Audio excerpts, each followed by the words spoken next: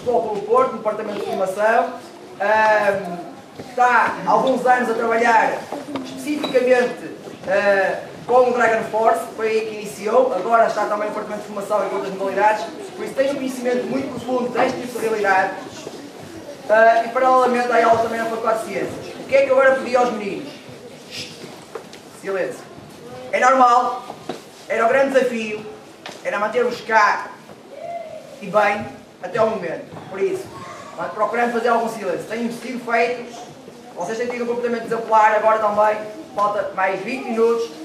Peço-vos que tenham alguma paciência, mas fundamentalmente que ouçam, porque aquilo que vai ser dito também desta parte a seguir irá complementar aquilo que foi apresentado pelo professor André num outro domínio, mas complementar. Ok? Ok. Bom dia a todos. Eu sei que sou o último a falar, mas eu também vos prometo a todos vocês que vai ser uma coisa interativa, engraçada e não vos vou dar muita seca. Vamos combinar isso?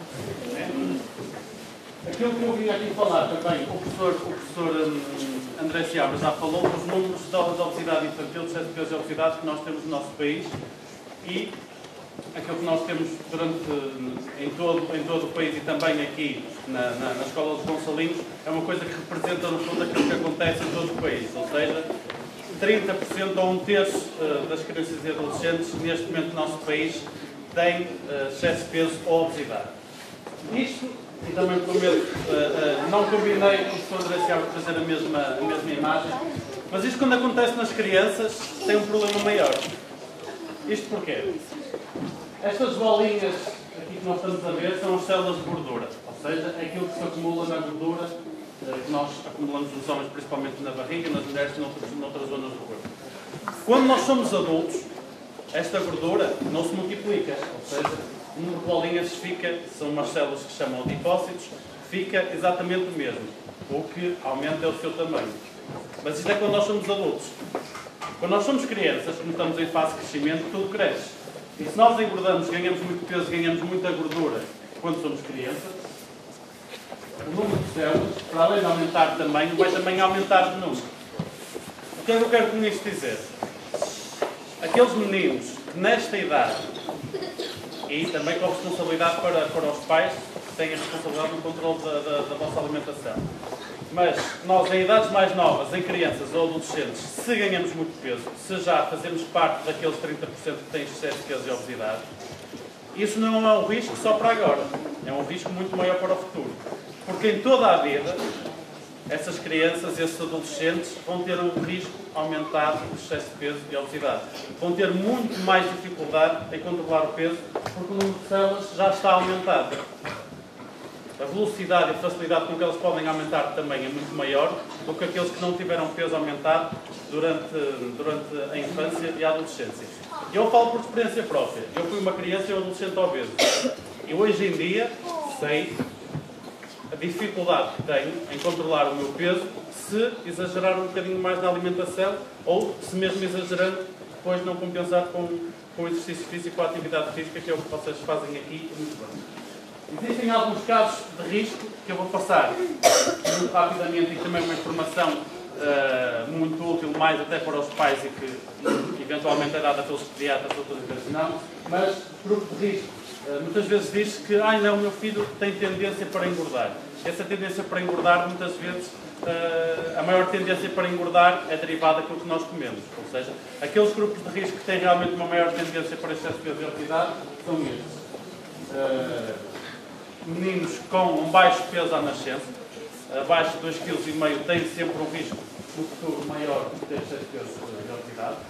Aqueles casos em que não foi possível estender o aleitamento materno em exclusividade até aos 6 meses. O ideal é que seja em exclusividade até aos 6 meses e depois prolongar até ao primeiro ano de vida, mas quanto maior for o prolongamento desse aleitamento materno, melhor.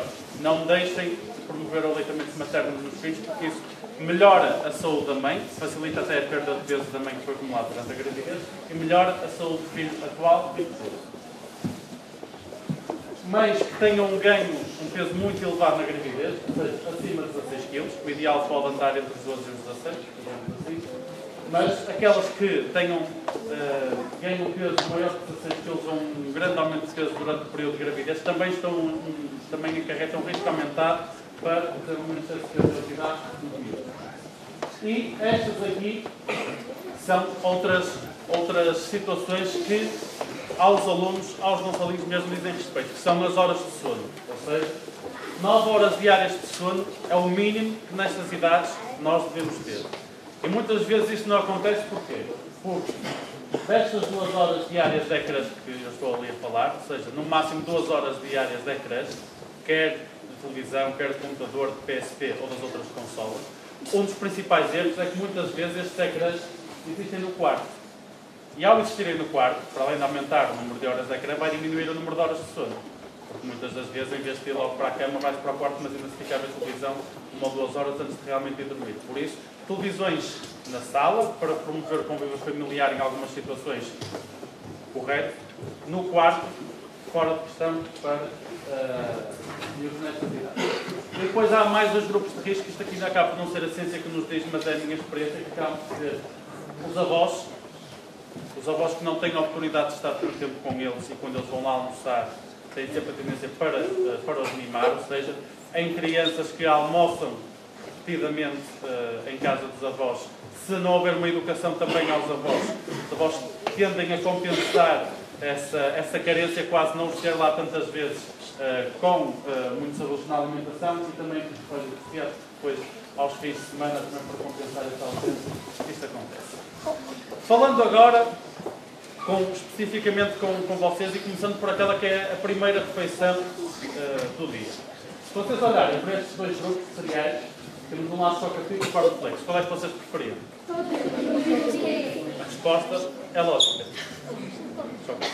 Não é por ser choca-pico, não é que eu tenha nada contra o choca-pico ou a favor do choca-pico. Falo de choca-pico como podia falar dos Golden Grains, das Estrelitas, do Nesquik, de muitos outros cereais de pequeno almoço que existem. Aquilo que eu quero aqui reforçar é choca-pico, se vocês forem analisar o rótulo, tem esta quantidade de açúcar, 37%. Ou seja, é cerca de 1/3. Se vocês estiverem ali a olhar para uma cela de choca-pico, 1/3 daquilo é açúcar. E se forem ver a lista dos ingredientes, aquilo que existe em primeiro lugar são os cereais.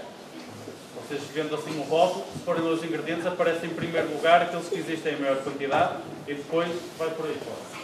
Mas aquilo que aparece a seguir aos cereais tem açúcar, chocolate branco, chocolate branco, açúcar, manteiga de cacau, depois chocolate, mais açúcar e cacau. No caso dos cornflakes, que são outros cereais um bocadinho mais equilibrados, nós temos só 8% de açúcar, mas ninguém gosta. Ou então muitas vezes pomos cornflakes e depois metemos lá para cima do leite 2 pacotes de açúcar, que é para compensar o facto dos cornflakes não serem doces. A apologia que eu faço não é nem uns nem outros, porque nós temos um alimento que às vezes até se diz que engorda, que não tem quantidade nenhuma de açúcar. Que é este, o pão. E o pão é o principal objetivo, faz parte do pequeno almoço ideal que nós devemos sempre promover. O que acontece quando nós acordamos, estes cereais de pequeno almoço são cereais de pequeno almoço, mas o pequeno almoço é a pior altura de todas para os consumirmos. Vocês dormindo aquelas 9 horas que eu tinha dito, estão 9 horas sem comer, estão 9 horas em jejum, certo? Mas vocês continuam a respirar, o vosso coração continua a bater, vocês mesmo durante o sono continuam a gastar energia. Vão acordar sempre com os níveis de açúcar no sangue muito baixos. Aquilo que vai acontecer, se a primeira refeição do dia tiver muito açúcar, que é o caso dos cereais de pequeno almoço, vai acontecer isto. Os níveis de açúcar no sangue vão aumentar muito rapidamente e como vão aumentar muito rapidamente, também vão descer muito rapidamente. Vocês tomando um pequeno almoço à base de cereais de pequeno almoço às 8 da manhã, ou 8h15, passado 1h30, 2 horas, já estão outra vez cheios de fome. Não quer dizer que a meio da manhã não tenham que fazer outra refeição, têm sempre que fazer outra refeição. Mas a meio da manhã já estão outra vez cheios de fome. Por isso, o pão acaba por ser o alimento primordial que vocês devem dar importância no pequeno almoço.